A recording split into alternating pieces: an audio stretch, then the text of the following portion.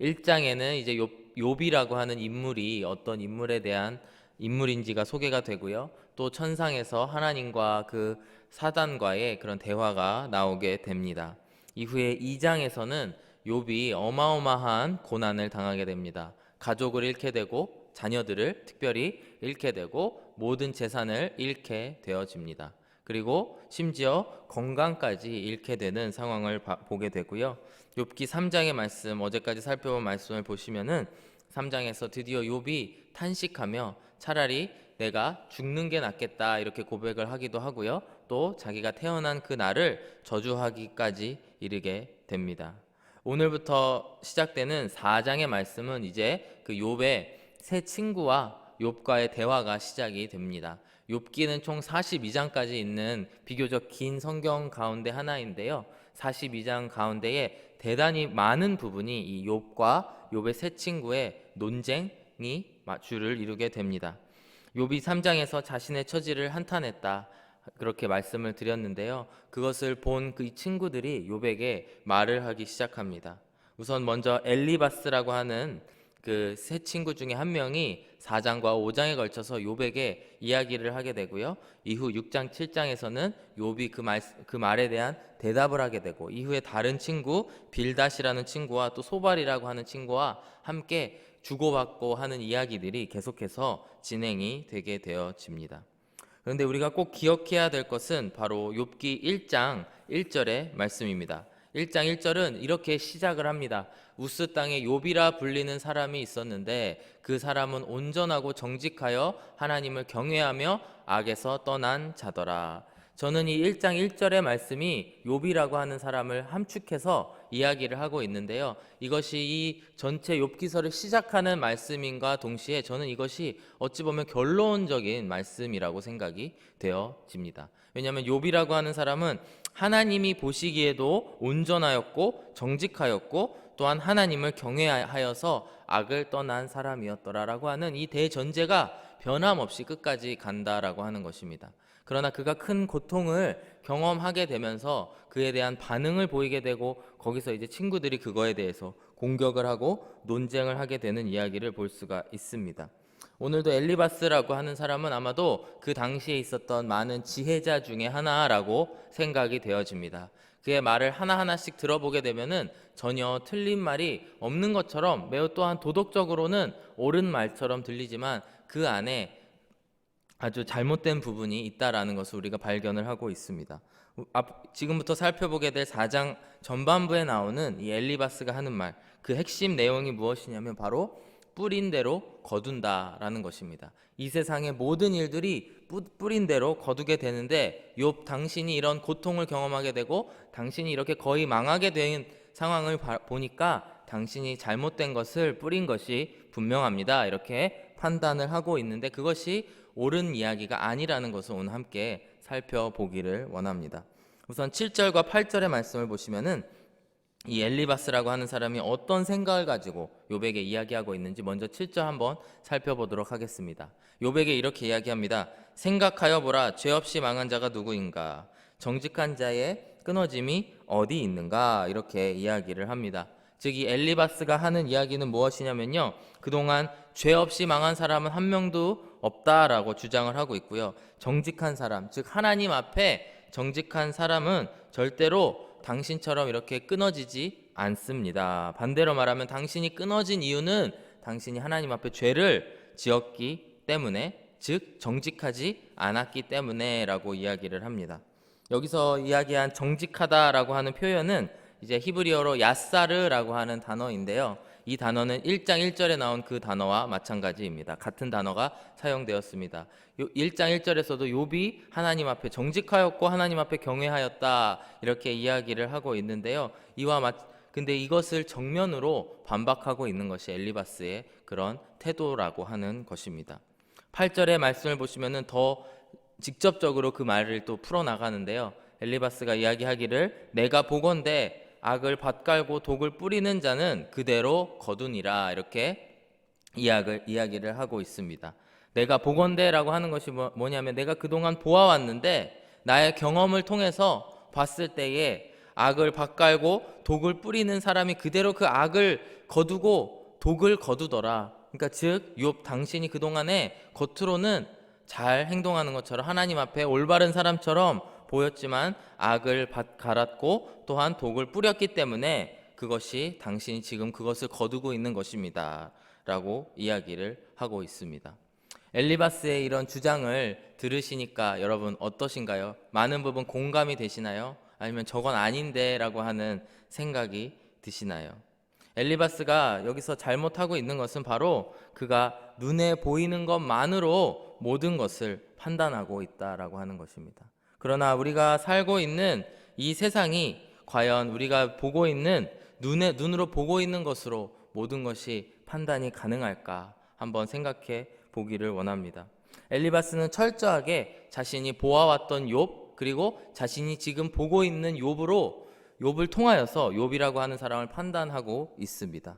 3절과 6절에서 이렇게 그 7절, 8절의 말을 하기 위해서 이렇게 논리를 빌드해가는, 이게 구성해가는 모습을 보게 되면은 그의 그런 생각들을 더 저희들이 잘 알 수가 있습니다. 3, 4절을 함께 보시면은 보라, 전에 내가 여러 사람을 훈계하였고 손이 늘어진 자를 강하게 하였고 넘어지는 자를 말로 붙들어 주었고 무릎이 약한 자를 강하게 하였거늘, 이렇게 이야기를 합니다. 욥 당신이 그동안 이와 같이 많은 선행을 베풀었음에도 불구하고 지금 이와 같이 넘어진 모습, 그리고 하나님 앞에 한탄하는 모습, 약한 모습을 보이는 것이 어찌된 일이냐, 이렇게 이야기를 하고 있습니다. 5절의 말씀도 보시면은 이제 이 일이 내게 이름에 내가 힘들어하고 이 일이 내게 닥침에 내가 놀라는구나. 6절 말씀해 보시면 내 경외함이 내 자랑이 아니냐, 내 소망이 내 온전한 길이 아니냐, 이렇게 이야기를 합니다. 이제 욥 당신도 어쩔 수 없는 사람이군요. 죄를 지어서 그 죄의 결과를 받았을 뿐인데 이와 같이 약한 모습을 보이는 모습. 그리고 6절의 말씀은 이제 질문 형식으로 되어 있지만 이것은 수사학적인 질문으로 바로 답이 이미 정해져 있는 그런 것을 질문체로 이야기를 하고 있습니다. 내 경외함이 내 자랑이 아니냐, 내 소망이 내 온전한 길이 아니냐, 당신의 그 경외함은 어디 갔으며 내 소망이, 그 온전한 길을 인도했던 네 소망이 어디 갔느냐, 즉 없다라는 이야기를 오히려 반박하고 있는 것입니다. 이와 같이 엘리바스가 취하고 있는 태도, 그리고 그가 가지고 있는 생각은 모든 것을 눈에 보이는 것, 그리고 그것이 곧바로 결과로 나타나는 것. 한 신학자는 이렇게 표현을 하고 있더라고요. 엘리바스는 하나님을 경외함, 그리고 하나님 앞에 도덕적으로 고결하게 사는 사람들이 결국에는 즉각적이면서도 가시적인 하나님의 복을 누릴 것이다 라고 생각을 하고 있다라고 이야기를 하고 있습니다. 즉각적이고 가시적인 하나님의 복, 그러니까 내가 잘하면 하나님께서 즉각적으로 복을 주시고 내가 못하면 하나님께서 즉각적으로 심판을 하시는 것이 이 세상의 그런 논리다라고 하는 주장을 엘리바스가 하고 있습니다. 이 말이 옳게 들려지시나요? 어떠신가요? 사실 예수님께서도 이런 비슷한 이야기를 하신 적이 있는데 라는 생각이 들기도 하였습니다. 인생은 예수님께서 그 뿌린 대로 그 열매를 통하여서 알 수 있다라는 이야기를 하신 적도 있고요. 그리고 성경에서도 실제로 즉각적으로 잘못했을 때에 즉각적인 심판을 받은 사람들도 나타나기도 합니다. 여호수아서에 나오는 아간도 즉각적인 하나님의 심판을 받아서 죽었고, 또 사도행전에 나오는 아나니아와 삽비라도 하나님의 즉각적인 심판을 받았습니다. 하지만 엘리바스가 잘못하고 있는 것은 무엇이냐면 그 모든 것을 하나님이 하셨다라는 것을 생각하지 못하고 오히려 그 스스로가 모든 것을 판단하고 하나님의 위치에 서서 이거는 이렇게 진행이 되는 것이고 그 원인은 이것이고 라고 판단하고 있는 잘못을 저지르고 있다라는 것입니다. 우리가 이것을 알 수 있는 내용은 무엇이냐면 바로 1장 1절, 우리가 지속해서 살펴보고 있는 1장 1절에 이미 하나님께서는 욥은 하나님 앞에 정직한 사람이다라고 이야기를 하고 계신 것이고요. 동시에 1장 6절 이하의 말씀을 보시면은 이제 천상에서의 대화가 나오게 됩니다. 사단이 하나님을 찾아가게 되고, 그리고 사단이 하나님께 이렇게 이야기를 합니다. 욥이 하나님 당신을 경외하는 것은 바로 당신이 허락하신 그 모든 환경적인 요소, 또 재물, 그다음에 자식들을, 그래 풍성한 것을 주셨기 때문에 하나님을 믿는 것입니다. 그것을 모두 없애버리시면 욥이 하나님을 배신할 것입니다 라고 이야기를 하자 하나님께서 그것을 허락해 주십니다. 너가 욥의 목숨을 제외하고는 모두 거둬가도 좋다, 이렇게 시험하시기를 허락을 하십니다.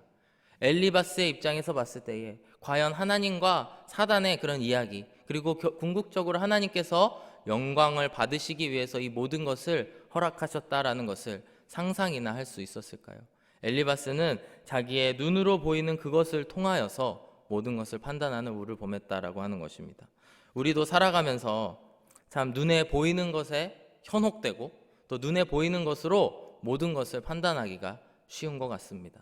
아니, 그냥 가만히 있으면은 당연히 그렇게 하는 것이 상식적이고 그렇게 하는 것이 옳은 것처럼 보이기도 합니다. 하지만 우리가 살아가면서 반드시 기억해야 되는 것은 이 세상이 반드시 그 결과에 따라, 그 원인과 결과에 따라 행해지는 것이 아닐 수 있다라는 것을 이 시간 기억하기를 원합니다. 우리가 가져야 될 눈, 그리고 세상 사람들이 기독교가 다르다라고 생각하게 하는 것은 무엇이냐면, 어찌 저 사람들은 저렇게 고난을 당함에도 기뻐할까? 어찌 저 사람들은 저렇게 어려운 상황 가운데에서도 하나님을 경배하는 것을 잃지 않을까 하는 모습이라고 생각을 합니다. 오히려 그 인생의 하나하나 그 어떠한 결과들을 가지고 그것을 인생을 판단하게 된다면 우리가 정말 세상 사람들과는 전혀 다른 모습을 보일 수 없다라는 것을 이 시간 꼭 기억하기를 원합니다. 1788년에 미국 매사추세츠주 회중교회의 한 목사님에게서 아들이 태어나게 됩니다. 그 아들은 어려서부터 참으로 수재였다고 합니다. 16살에 지금의 브라운 대학교에 입학을 하게 되고요. 무려 3년 만에 졸업을 하게 되는 수재였습니다. 그러나 그는 졸업 후에 하나님의 부름을 받아 신학교에 진학하게 되고, 한 영국인 선교사가 선교 보고를 하는 것을 듣게 되면서 감명을 받아 선교사가 되기로 결정을 하게 됩니다.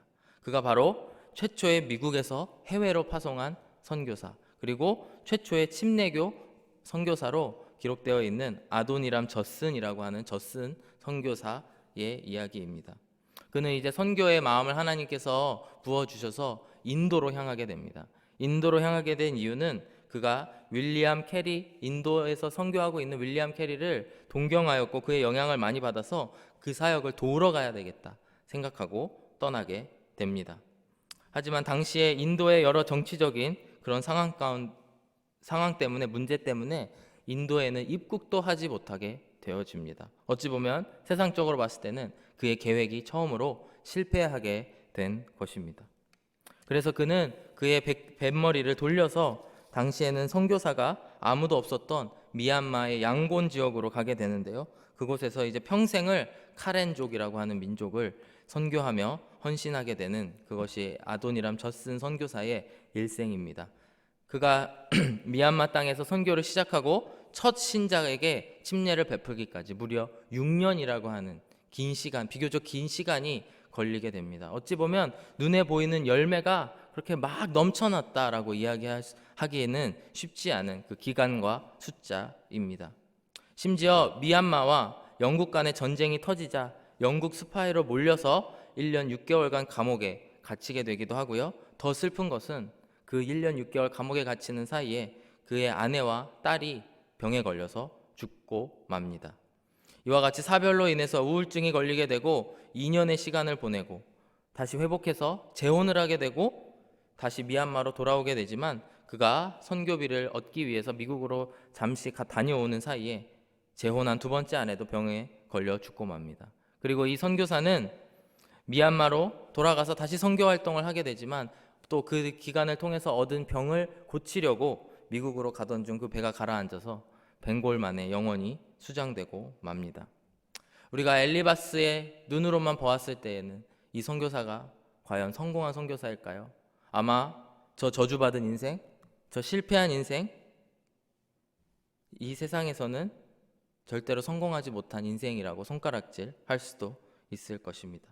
이 세상에는 많은 도덕적인 규범들이 있습니다. 이렇게 하면 안 되고 이렇게 하면 되고 그런 것들이 많이 있지만 우리가 그 모든 그 시야가 그 안에 갇혀 버리게 되어진다면 우리의 신앙도 그 안에 갇히게 되고 하나님의 그 크신 품을 그리고 그 영적인 눈을 뜰 수가 없다라는 것을 이 시간 꼭 기억해야 되는 줄로 믿습니다. 이후에 이 미얀마 선교가 어떻게 되었는지, 사실 지금도 이 미국 땅에서 저도 개인적으로 이제 그 난민 선교에 이제 난민 선교를 섬겼던 적이 있었는데요. 그때를 보게 되면은 이 젖슨 선교사의 선교 결과가 얼마나 대단한지를 알 수가 있습니다. 카렌족이라고 하는 그 민족 전체가 예수님 앞에 돌아오게 되고요. 그 후손들이 지금도 미얀마에 살고 있습니다. 미얀마에 이제 전쟁이 터져서 많은 난민들이 미국으로 오게 되었고, 저는 그 난민들을 섬기기 위해서 난민 사역에 참여하였다가 카렌족에 대한 이야기를 듣게 됩니다. 인구의 대부분이, 그 민족의 대부분이 예수님을 믿는 크리스찬 민족이 되어지고요. 그 불교 국가, 미얀마라고 하는 불교 국가 안에서 크리스찬의 신앙을 영원히 잃지 않는 그런 모습을 보이게 된다라고 하는 것입니다. 우리가 오늘 이 시간 기억해야 될 것은 나의 작은 실패가 물론 그것이 하나님으로 돌아가는 길이 될 수 있고 하나님으로 나를 돌이켜보는 좋은 기회가 될 수 있지만, 하지만 동시에 그것이 반드시 인과응보로 이루어진 건 아닐 수 있다는 것을 꼭 생각해 보았으면 좋겠습니다. 이 지혜서 말씀은 우리에게 이야기를 하고 있는 것 같습니다. 우리의 인생은 그렇게 단순하지 않고 또 하나님께서는 내 눈에 보이지 않는 일도 지금 행하고 계신다라는 것입니다. 갈라디아서 6장 9절의 말씀에 이렇게 말씀을 합니다. 우리가 선을 행하되 낙심하지 말지니 포기하지 아니하면 때가 이름에 거두리라. 이 젖슨 선교사님을 생각하면 저는 이 말씀 구절이 생각이 나게 됩니다. 우리는 쉽게 선을 행하는 것을 포기하게 됩니다. 쉽게 낙심하게 됩니다. 왜냐? 나의 결과가 당장에 보이지 않기 때문에 포기를 하게 되는 경우도 있지만, 우리가 포기하지 말아야 될 것은 뭐냐면 크신 하나님께서 하늘에서 나를 바라보시며 어찌 보면 사단에게 이야기하고 계실지도 모릅니다. 내가 너를 통하여서 나의 자녀를 통하여서 영광을 받겠노라. 그와 같은 욥의 축복을 우리도 함께 누리시기를 주의 이름으로 축복합니다. 오늘 이 시간 꼭 기억해야 될 것, 우리의 영적인 눈을 주님 뜨게 하여 주시옵소서. 그래서 나의 눈에 보이는 것으로 세상을 판단하는 것이 아니고 정말 하나님의 눈을 통해서 나의 인생과 나아갈 길을 판단하게 하여 주시옵소서. 기도하시면서 나아가시는 저와 여러분들이 되시기를 주의 이름으로 축복합니다. 기도하겠습니다. 사랑하는 하나님 아버지, 감사합니다. 욥기의 말씀을 통하여서 주님, 우리에게 더 깊은 인생의 그 지혜 가운데로 나아가기를 원합니다. 나의 눈에 보이는 것으로 모든 것을 판단하는 것이 아니고 하나님, 저 위에 계시는 하나님의 눈으로 이 세상을 바라보고 하나님의 사랑으로 눈을 바라보게 되는 우리 교회 모든 성도님들 되게 하여 주시옵소서.